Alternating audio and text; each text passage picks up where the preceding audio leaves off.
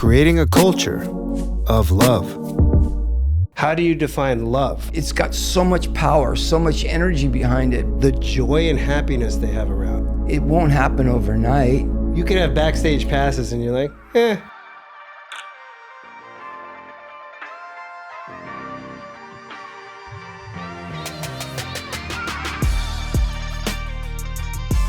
Perry Farrell. Yes, Ruben. Thank you for coming into the studio and joining us today.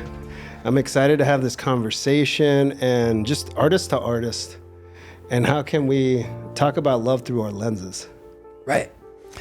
So I was mentioning that I study mysticism, and there's a lot of information about love, the love of mankind. So I just wanted to kind of add to your, I guess you would call it a love map, where you're looking to place love around the world as an artist and as a humanitarian. So I want to inspire you with what I've learned about love through mysticism. So here goes. So we're about to enter this era now. We are leaving the era of the last days. Believe it or not, I look at the last few years as the end times, and we're stepping foot now. We're going forward, moving into the era of redemption. Some call it the era of redemption, some call it the Messianic era, some call it the era of sublimation. And some call it an era of brotherly love, where the world will at long last be settled. So we've got a lot to look forward to, us lovers. Yeah. Yeah. Sounds like it. So let me first talk about the era of brotherly love and when the world will be settled. So this is an emotional kind of upgrade, where human beings will learn after our time on earth, we will at last be able to synthesize our body with our spirit. So this is the problem that, I wouldn't call it a problem, but this is our state and our the area where we evolve and refine ourselves is in this area of love. We're taught to think with both our minds and our heart, and most importantly, you have to include the heart when you think. So there's an area in the heart, it's called the penimius. It's the innermost part of your heart. So where your heart is, inside of your heart, with the innermost part of it, that is the part that connects to God. So these days, if one can think with his mind as well as his heart, the world will be refined to the point where we'll begin to, express brotherly and sisterly love. And going to a redemption, people will start to use grace and mercy with each other, which will cause God to, of course, use grace and mercy. God always uses mercy and grace, more than we actually deserve. But as human beings, this is going to be the great leap into not only the present, but the future, where people will become kinder to each other. they will all know God equally. And when that happens, a lot of good is going to come out of it, but there's going to be a lot of people they're going to be called out as phonies and frauds. There's a lot of people that are in religion, that run religious organizations, and there's a lot of people that use God, for their own, for their own benefit. Like a tax shelter? Like a tax shelter, exactly. But at the same time, fear not, because there's a lot of great people that are coming out from the peripherals and out of the woodwork to really lend a hand. We're friends with Soleil Moonfry, and I want to talk about her for a moment because she's a really amazing person. You might know her from Punky Brewster. The show Punky Brewster? Yeah, a long time ago. Yeah. Well, now she's, this lovely woman, and she works with the organization CORE. And CORE, Sean Penn is really the driving force behind CORE, another incredible person. And when COVID-19 hit, they organized just for free at Dodger Stadium vaccination center.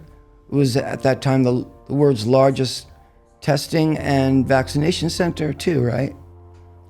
So there's great people that are really ready to help, and it's going to make the phonies really look bad, but it's going to make them also look really obvious. The subject of the Noahide codes is where I get the information that the world will become settled. So can I tell you about that? Yeah, sure. Okay. So you know who Noah was? All right. Well,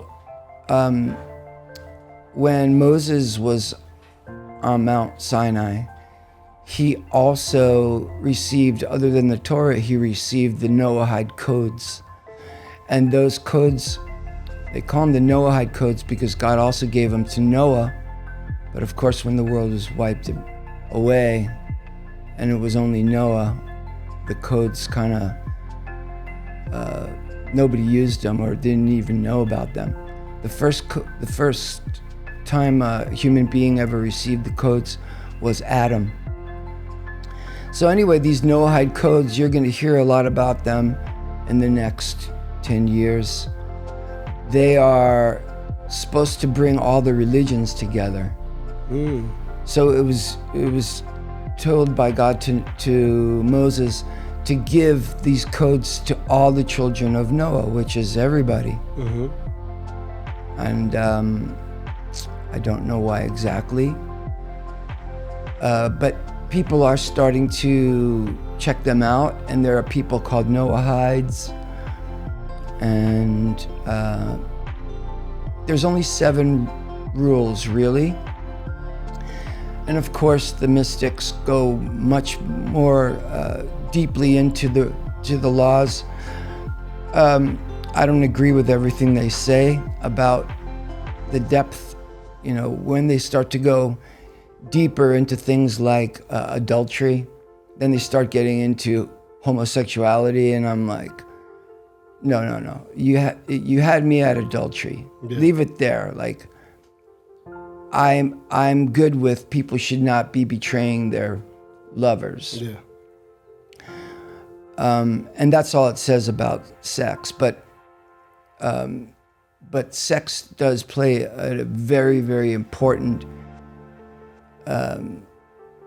role in everybody's lives. It actually is really who they are deep down inside.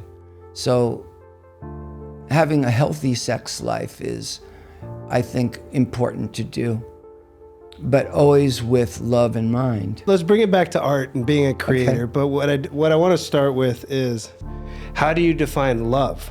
Just love.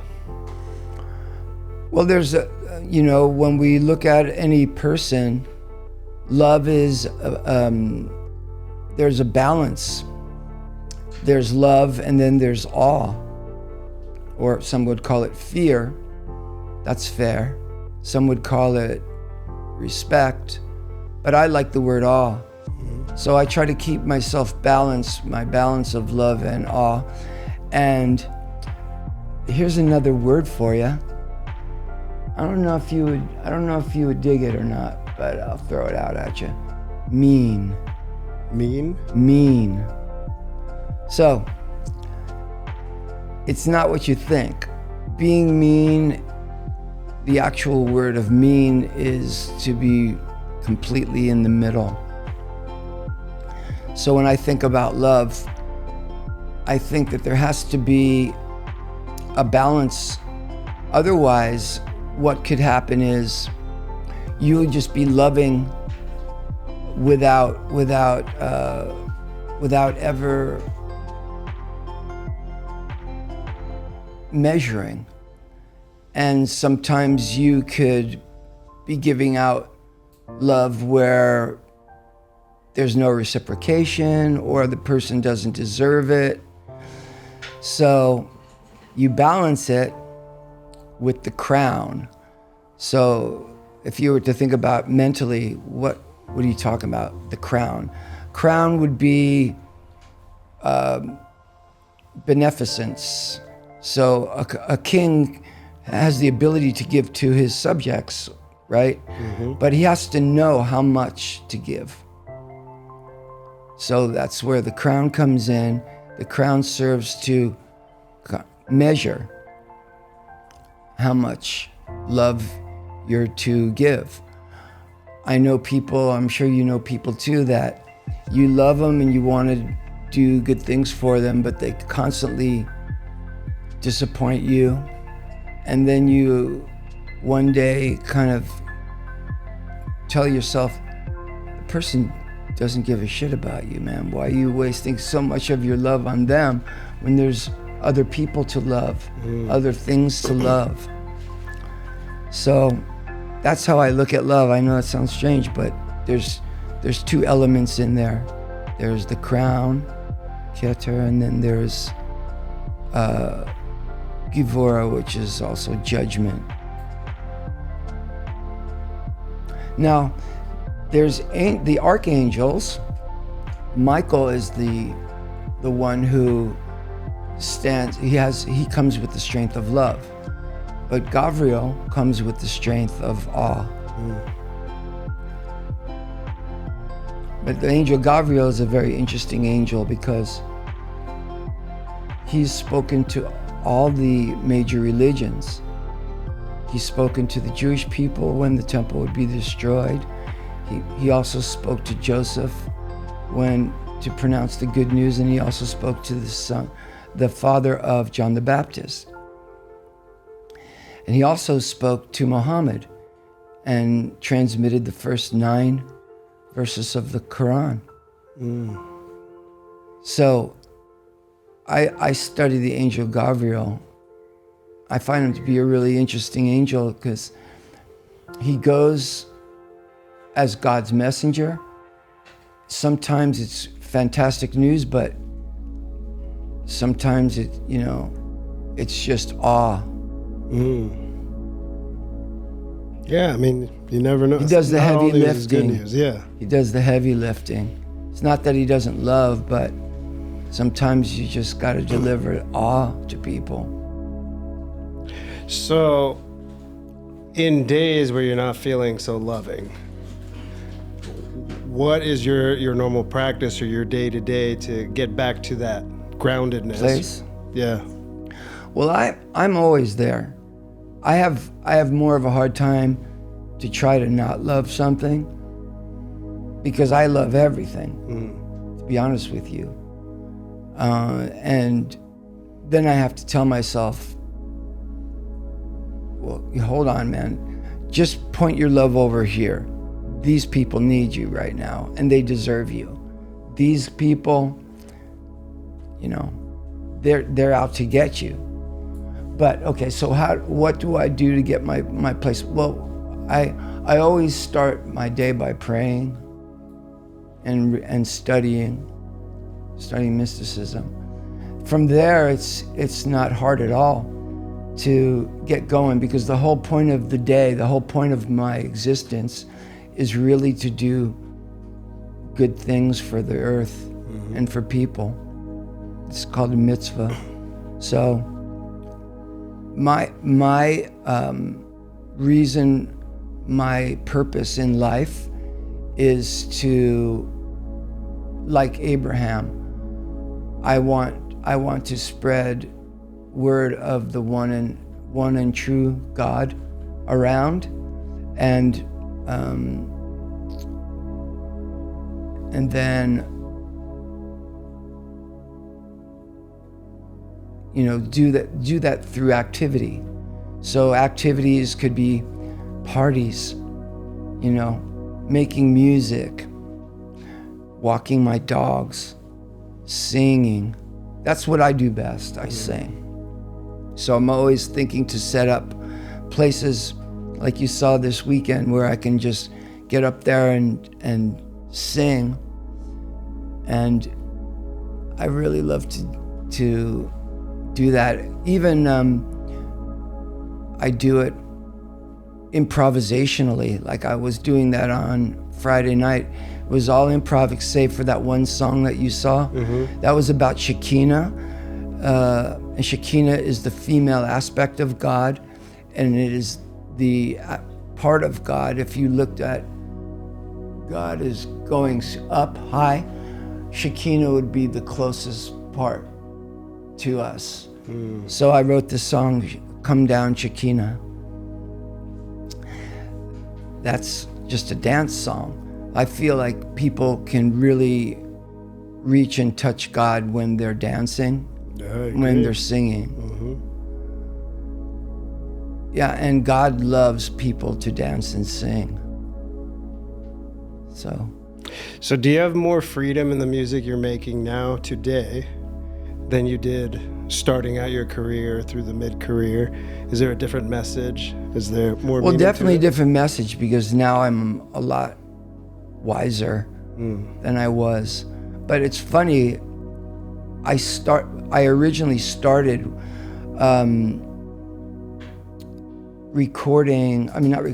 performing using my effects box, and then Eric Avery would play bass lines from Jane's Addiction. So to a certain extent, I haven't changed in my, I guess you'd say, it's really what I like to do. I like to just, because words, you know, not everybody understands each other. If they come from another country, they might not understand, but they will definitely understand you when you're pure music. So I like to turn my voice into pure music and jam with, in this case, this Friday night, I performed with Maceo Plex, who's an incredible producer, DJ. And we're just getting started on that kind of, on that tip. Kind Heaven Orchestra is what we perform under in that case. And we're just continuing to develop that project.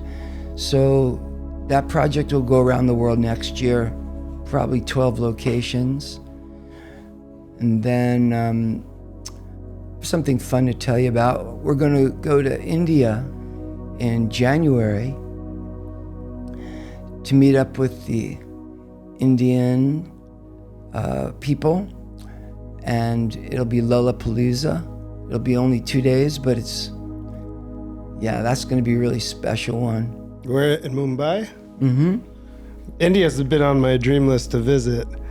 And we wanted to go before I had a son. We ended up going to Morocco, another beautiful country. Wow.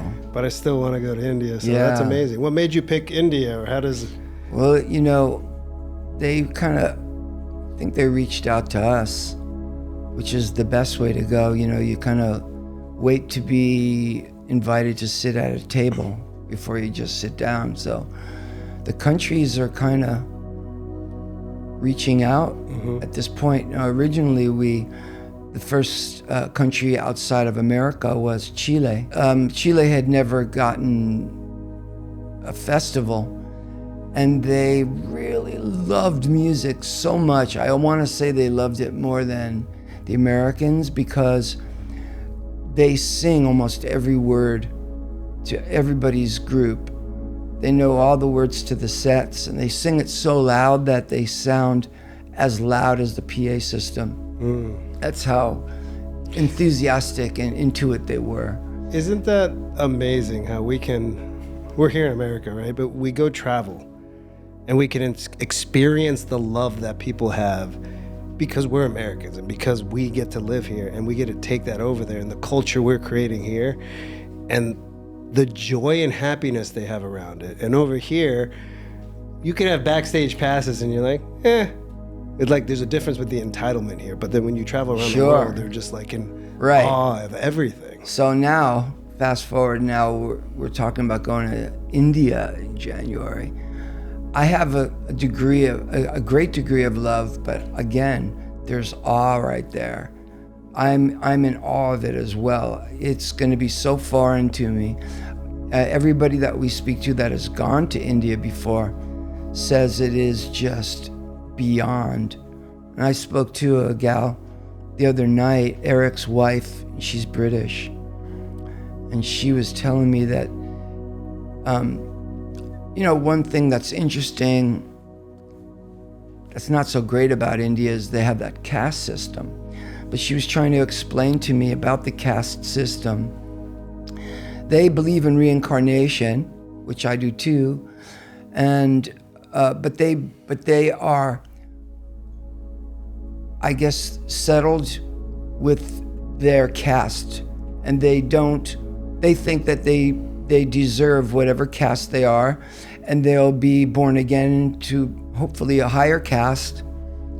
And to the point where Eric's wife Belle was telling me that they had people showing them around, and they took them into what they would call a ghetto, I guess you would call, where it was like the poorest place, but it was almost like, have you ever been to Christiania in Denmark? It's basically a squatter village. Yes, I just walked through there a couple months ago. Graffiti one everywhere. Of the killer, one of the most killer towns you'll ever go to, right? But India's not like that. But it's only like that in the way that it's really anarchy, I guess you'd say. There's no laws, but the law's there. But the people don't mind you kind of, well, this is what Belle says anyway. She said that they don't mind you even looking into their houses. They don't have curtains or doors or anything like that. They're all right. They're settled in their heart with who they are, and they don't want, they're not trying to scratch and claw to grab more. I don't know if I 100% agree with it, but really it's not my business, because you know what I mean? I'm not from there. I like the idea of a person can refine yourself in a lifetime, and that you should absolutely feel it is okay to want more, especially if you're a giving person and you intend on showering the world with, the good things that you've gotten in your lifetime. That's my attitude anyway. Yeah, I don't think there's anything wrong with wanting more, becoming better, reaching a higher station, so to speak. Right. I think it's where your come from is. So like in my early 20s, I was in real estate, got really wealthy really quick. Really? Yeah. And I had like diamond watches and big rims on my cars. And like I showed my success through the things that I had. And as a 20-something-year-old, like in LA, like, hey, this is the American dream, I'm living it. But then I lose it all. And then I learned like, I like really nice things still.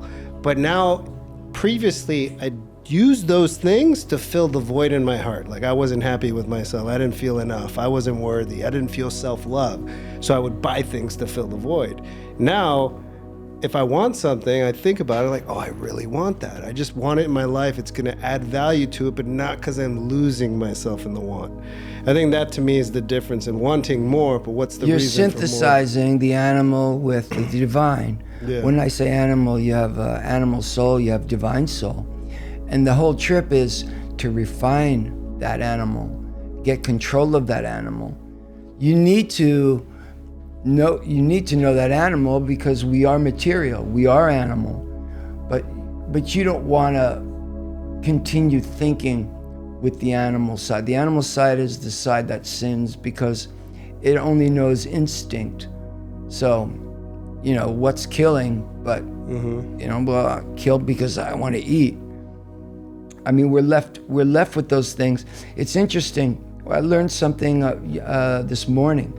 So all material life has it has a desire to want to be a part of and synthesize with something that is above it. So as an example, vegetables want to be animal. I'm talking about the soul. The soul of an animal wants to be a human. What do you think the human wants to be? God. Yeah. So that's why we pray. Mm-hmm. That's why we try to make this connection, because it is put in all of us the desire to become and synthesize with what is above us. I can relate to that. And if we're made in his image, exactly, are we not already exactly him? And if we operate out of yes. love, but without saying like I am God, it's like and to know thyself is really to know God at the same time. Yeah. And not weaponizing it, which is what we were touching on earlier. Right. There's a couple of people I would like to shout at, who I think just, they use God, they use their denomination for hate. Where hate is coming from self-pride, envy, those kinds of things. That is what is inside of hate. Well, it's really in fear too. So to me, I always say it's love or it's fear. Everything falls under those two things. But hate is also an action, and it's taught and it's created, but it comes out of fear. It comes out of lack of education or seeking understanding, envy, jealousy, greed, all those things. Yeah, for sure. But it's not a normal state for us to be in. Right. But love is. Yeah. And awe is, and judgment is as well. But that's not hate. Like, think about God again. You definitely are fearful, but because you love, so it's really awe. It's overwhelming, and it's all right. Interesting. So I have just a curious question. How does one start a music festival? Like, genuinely curious. In my head sometimes I'm like, I would love to do like a Live Through Love festival and create this giant love thing that's way bigger with music and art and murals. But I'm just curious, like, you're a musician, you have a band, you start a festival, and it's huge. Like, the undertaking, to me, it's like, pfft. Well, these days, it would serve all of us well to collaborate. Yes. And bring in more and more people to help. And it makes the end product even better. I can tell you from what you do to what I do, the best projects that I see going right now, I'm friends with this guy, his name's Zoltar. He's very interesting. Do you know Zoltar, who he is? Well, no, I remember Adam Sandler movie, I think, Zoltan. Don't mess with the Zoltan. No, that's not him. He's British. His great-grandfather was a prime minister of England. So he grew up an aristocrat, but he became an artist. So he's got this property in Chelsea, got all these people running around this mansion, just, doing up not only the place, but there's canvases everywhere.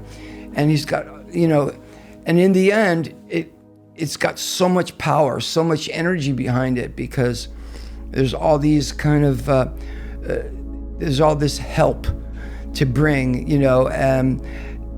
and I do the same thing these days with music. Mm-hmm. I love collaborating with people. I learned a long time ago, even people that I loved so much, when they got out of their band, like Lou Reed, when he left the Velvet Underground, I just think that Velvet Underground was better because you had inspirations coming from different places and from different sexes as well, So the song had a well-rounded, a well-rounded sound to it. When he started to write his own music, the songs started to become sing-songy and the same as the last song. And it was like, that song sounds like a third or fourth generation of the song that I loved back in the Velvet Underground. Yeah. So I like to keep on my toes by collaborating. I now have, Porno for Pyros, Jane's Addiction, Kind Heaven Orchestra. And the Kind Heaven Orchestra we're collaborating with the greatest digital producers around the world. Again, because that sound is such a universal sound, dance music. Yeah. And then I try to add, again, I could just add oohs and ahs, but you still would understand me. Like I was kind of manipulating my voice at that party because I was watching people dance, and I would try to see if you can move them. I did. I was watching the dancers specifically, and I was singing to them, and I was watching their movements start to kind of like jive with what I was saying, or the oohs and the ahs, and then I'd ooh, and then they'd really like do the woo, So it's really fun to do that, but it's most fun when you're jamming. That's what my son said to me last night. My son's a musician as well. He's trying to get into the Music Institute in Hollywood. And so they have these things. It's like to get in, you have to play them a chord progression or in a song. And I wanted him to do it. I said last night, let's do it. Let's record it. He goes, no, I want to do it with other people. I want to do it with my band. I said, I understand just what you're talking about. So let's wait. Because you really come alive. It's like you dance with other people. When you're doing art, it's the same thing. It's kind of like you're doing the dance. Yeah.